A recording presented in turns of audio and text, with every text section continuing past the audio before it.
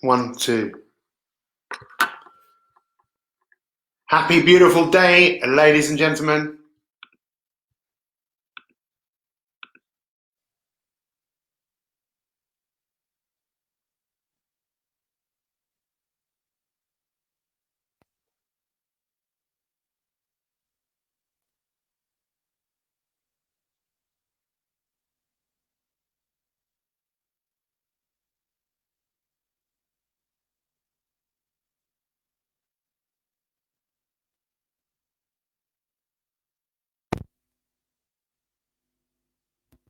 One, two. There you go. Happy, beautiful day. It's Pete Cohen here. How are you? Let us know where you are in the world. Just had a slight technical issue there behind the scenes. But I'm here, and today we are talking about hope. Always having hope. Over the next 10, 15 minutes or so, I really want to empower you to have hope. Because let me ask you, where there is no hope, what do you think there is in their place? Thank you so much for being here. Let us know where you are in the world. I'd love to see how many countries we can get represented here today. I wonder how many countries. What do you reckon? How many continents? Let us see who joins us. Thank you so much for being here. I genuinely appreciate it. I want to thank Psychologies magazine for giving me this opportunity to spend time with you. For me, this is a real privilege because whenever you present with Psychologies magazine, basically you have the opportunity to touch the hearts and minds of people all over the world. And I reckon we're going to have people here. What do you reckon?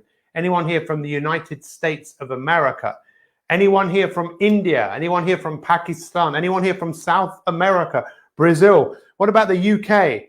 We've got Florida in the house. Fantastic. Thank you so much. We've got Egypt in the house representing Africa, representing Egypt. Where else do we have? Let's all celebrate the fact that we've got the UK in the house. Let's celebrate humanity. Let's celebrate one of the key words that we're going to be talking about today, which is possibilities. We've got Georgia in the house. Thank you so much for being here. Let's really get involved. There's 114 people watching this right now. And one of the biggest challenges that we have when we put content out there on the internet, it's very easy to not look at it. It's very easy to go away and look at something else. The most valuable thing that you own, or at least one of them, is your attention. And I ask you to give me your attention, and I'll give you mine for this short period of time as we come together. The stories of our life, your story, it meets my story and all the other people here. And perhaps after this, when we go on back into our normal lives, our stories might be better. We might do something different, because the easiest thing to do is to do what we've always done. And if we always do what we've always done, we'll always get what we've always got. So look, we've got Ireland in the house. We've got New York in the house. We've got Texas in the house. What part of Texas are you in? What part of Northern Ireland? We've got the Lebanon in the house. Isn't this amazing? All of these people. And you know what? I don't know about you, but I don't think you would have chosen necessarily to have been born during this time. I mean, look, this isn't a war right now. Some of you are in countries where there are wars. But in terms of this whole pandemic that has gone around the world, the whole world has been turned upside down. And as we try and turn it back around again, I don't think it's ever going to be the same again. And I think there's a lot of worry, there's a lot of doubt. And that really is the key. We're going to talk about hope today. We've got the Netherlands in the house. Great to see you.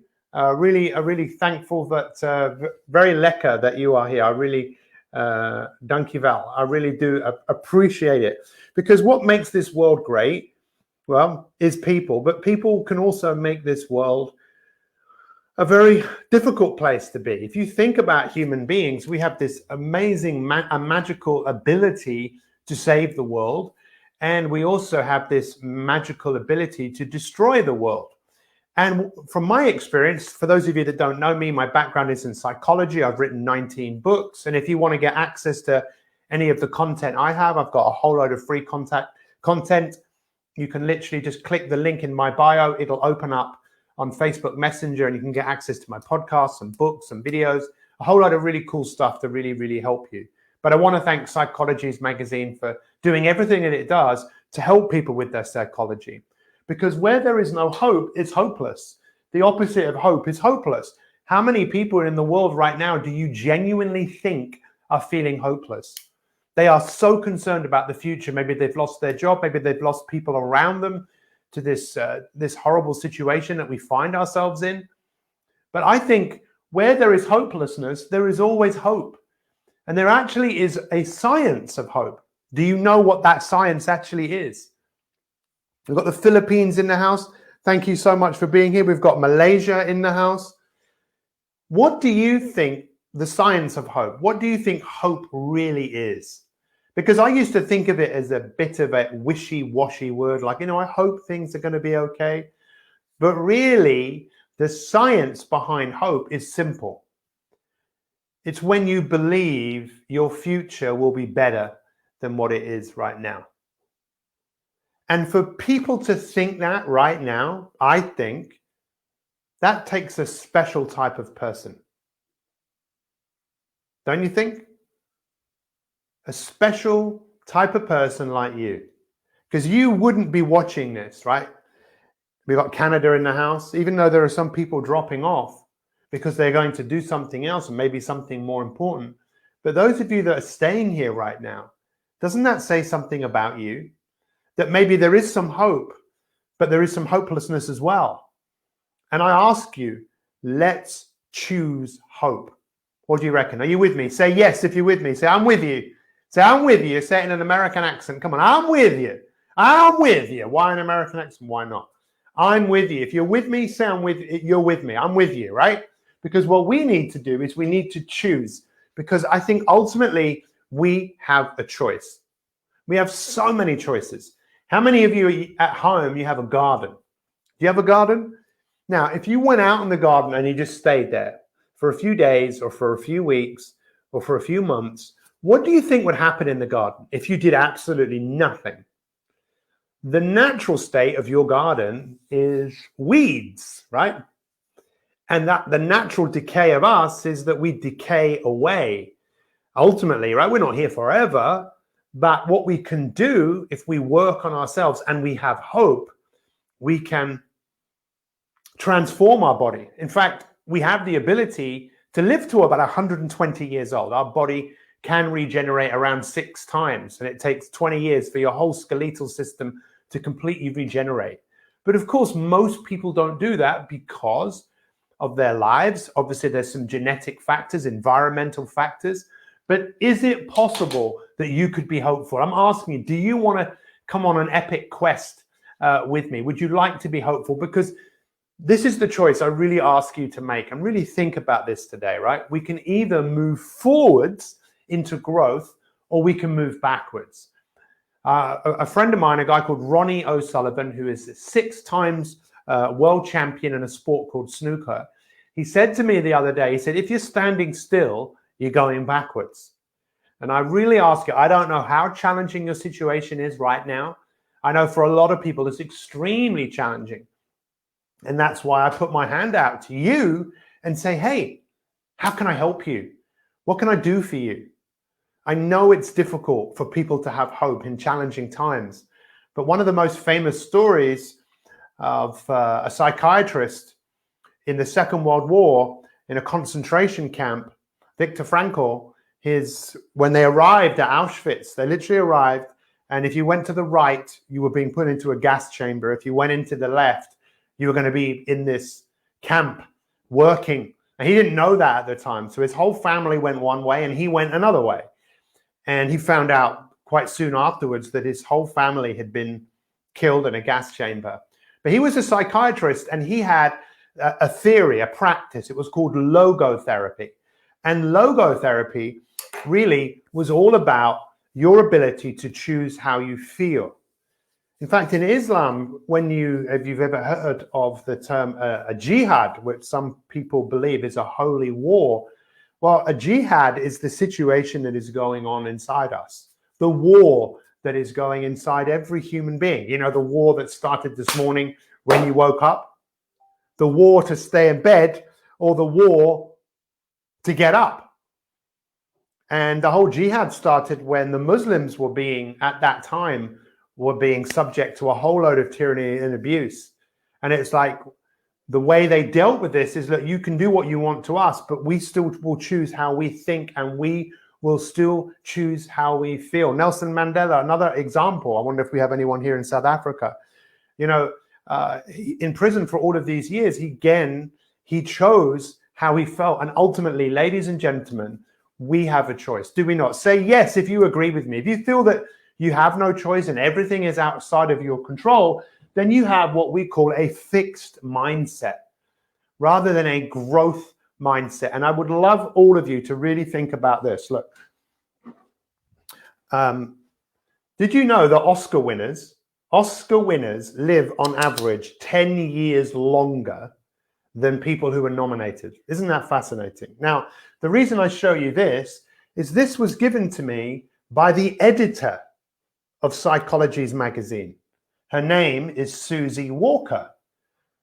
She changed her name to Walker when she was 50 years old. Why Walker? Well, you might have heard of Star Wars and Skywalker. She chose to reinvent herself. And that's what I'm asking all of us to do, to reinvent ourselves and to understand right now, however difficult things are, you are the director, you are the writer, you are the producer of your whole life.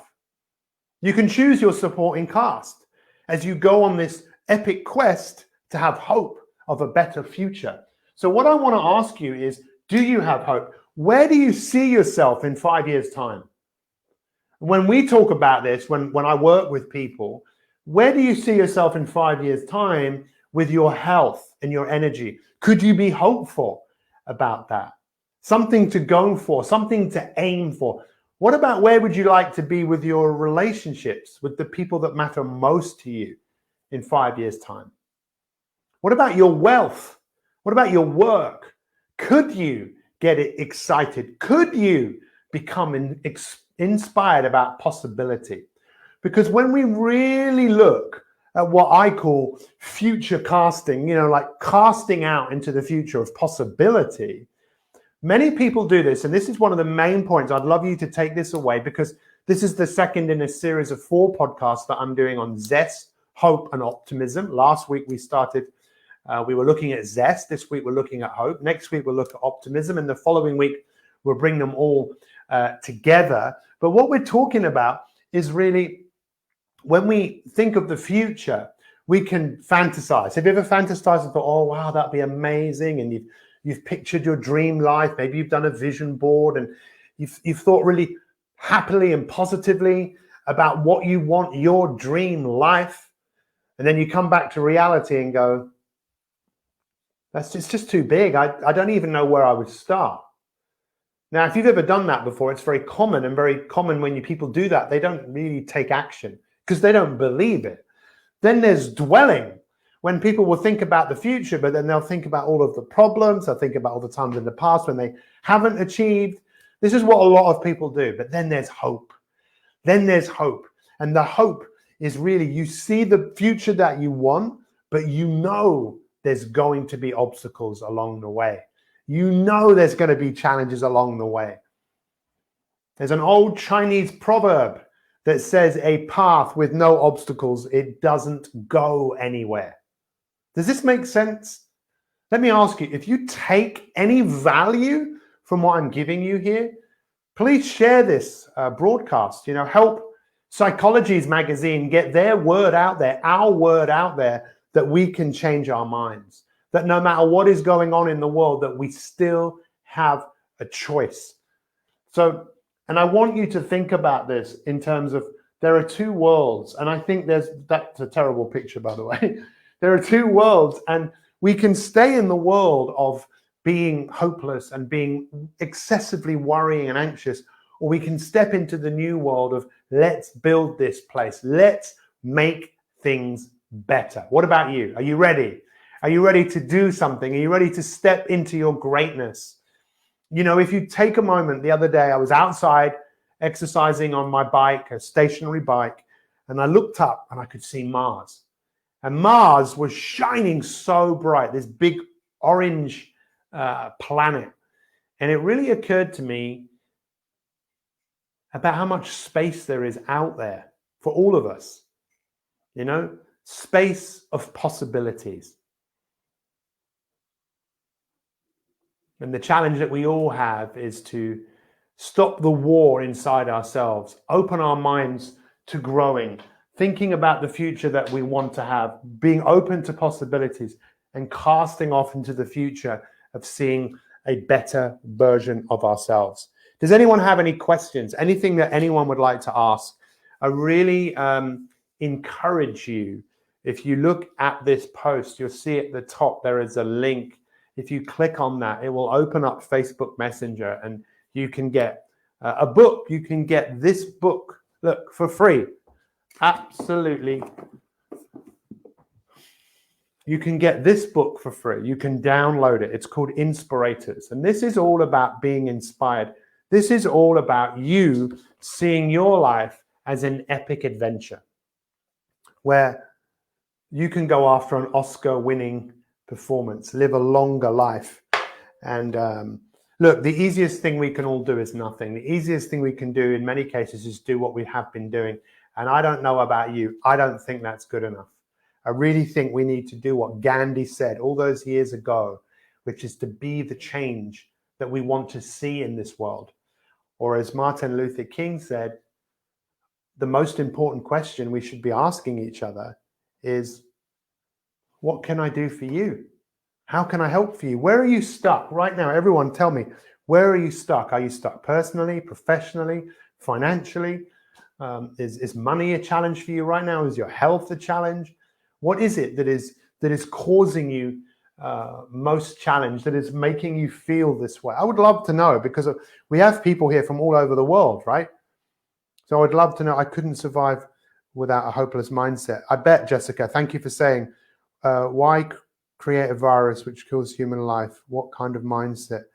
Well, I'm not sure I can comment on that. What I can say is it's a very complicated, challenging time that we find ourselves in. And ultimately, I think we have to ask ourselves, what can we do? What can I do to stay consistently hopeful? Literally click on the pathways and download this book. It will seriously help you. Send me a message. Paul, Anthony, thank you so much. All of the above. Where are you, Paul? What part of the world do you find yourself in? I think we just really need to choose to be hopeful, ladies and gentlemen. We just need to choose optimism. And I'm going to talk about that next week. And it's difficult for many of us to be optimistic. Even for just the way our brains are naturally, I think we tend to focus on the negative.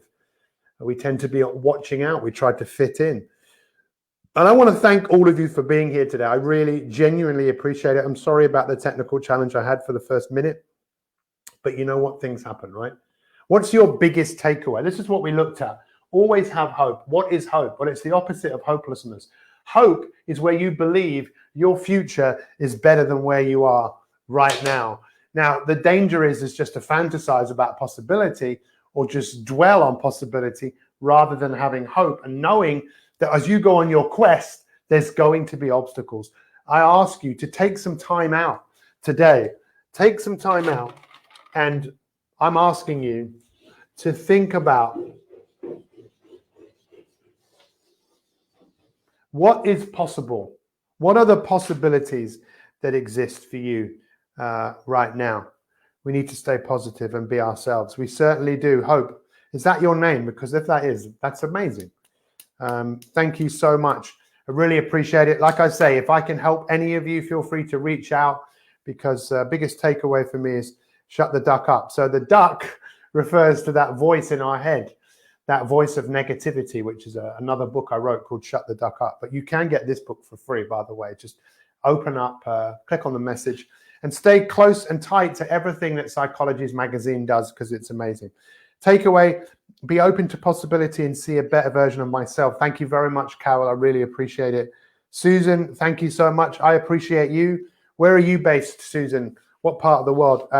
Jonathan says, I have a master's on psychology, but couldn't get a job in the field due to lots of competition at age, but I'm working office job in the civil service. Not what I wanted, but positive. Let me just read this. Hang on. But positive, not paid as much as I would like, but it's still, thank you, Jonathan. Jonathan, reach out to me. Send me a message. How do I message you? Well, this is my name. If you message me, actually, by click on the link in this post, it'll open up Messenger and you can send me a message that way. So I'm in DC, United States. You know what? It's a tough time. There is no question. But, you know, I think humanity seems to find a way to push on through, and hopefully things will, hopefully things will get better. Very inspirational message. Thank you so much. Well, Hope, reach out to me, please, if I can help you in any way, shape, or, you know, Hope, you obviously see something in me that you see in yourself, right? That's what like attracts like. It's just, that's what happens. Jonathan, please, yeah, you're obviously a very optimistic person, and I'd love you to get a copy of this as well. I'd love to know what you think about this book. This book was years in the making.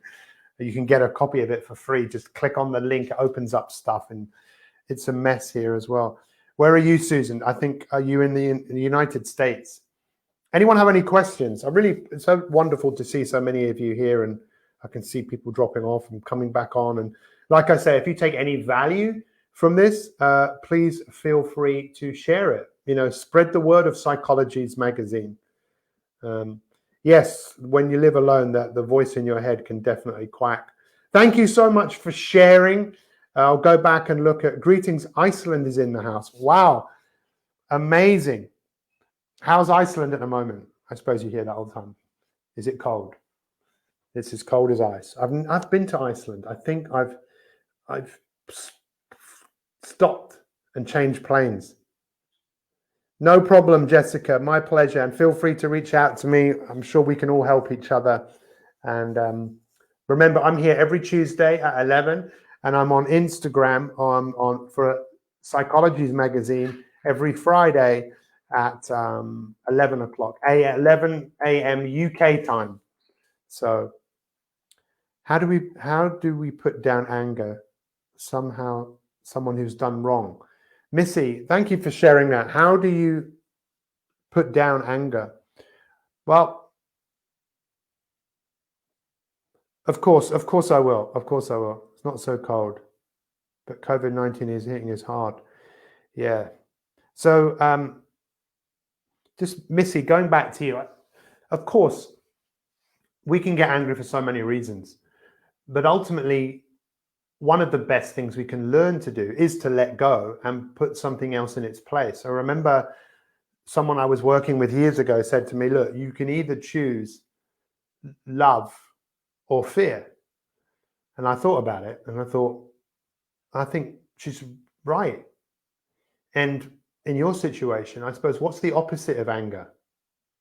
Because if you're angry at someone and they're not doing anything to you right now, then you're still carrying that anger with you. It's almost like you're allowing yourself to be abused from a situation that you don't need to. And sometimes one of the hardest things to do is to forgive. I wrote a whole book about this. It's called Life DIY. So in the UK, we have something called DIY, which is what they call home improvement in America, you know, where people try to DIY their homes and fix leaks. And I was thinking, well, how do we apply DIY to ourselves, our internal makings? And one of the hardest things human beings will do is to let go and to forgive people that are causing them harm, because when we do that, we allow our structure of this thing to work so much better. Easier said than done, and perhaps you need to talk to someone about that who could help you. Didn't Dalai Lama say choose hope? It feels better. I don't know, but Jessica, you've said it, and I want to thank every single one of you for being here. I really appreciate it. Feel free to follow me on Facebook. I put a lot of content out there because I want to help millions of people go from a life of chance to an extraordinary life by design. So if you need help with your health, your energy, your relationships, your wealth, or your work, reach out to me. And thank you so much. We'll see you next time. Mongolia is in the house. Amazing. Isn't that fantastic? Let's say goodbye. We'll see you soon. And thanks for watching.